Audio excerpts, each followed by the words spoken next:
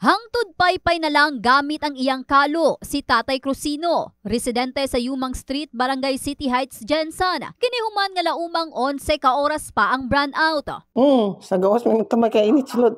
Antos-antos gaw gamay. Gumikan sa sunod-sunod nga power interruption sa pipila ka bahin sa Jensan, Sarangani ug Pulomolok. Laumang mulungtad pa kini hangtod sa petsa 10 sa Disyembre. Base sa gipagulang schedule sa South Cotabato 2 Electric Cooperative, kini tungod sa ginapahigayong maintenance. Gani nagpagula sabog abiso ang otoridad sa mga safety tips, ilabi na sa mga lugar nga wala pang ilang schedule nga pwede silang daang makapangandam. Matag brownout angay matud pangiandam ang flashlight, battery, sinsilyo og paper bills gumikan sa posibleng pag-offline sa mga ATM.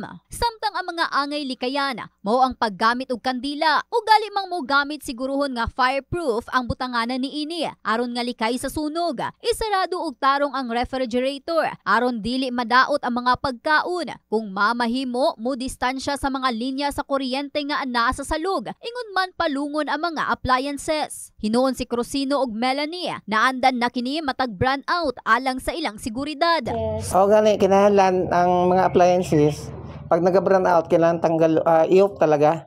I-off na siya kay kasi kusog pagpasok sa mga kuryente ba masunog ang appliances ba. Oo, dili magina namo safety ginamo ang breaker.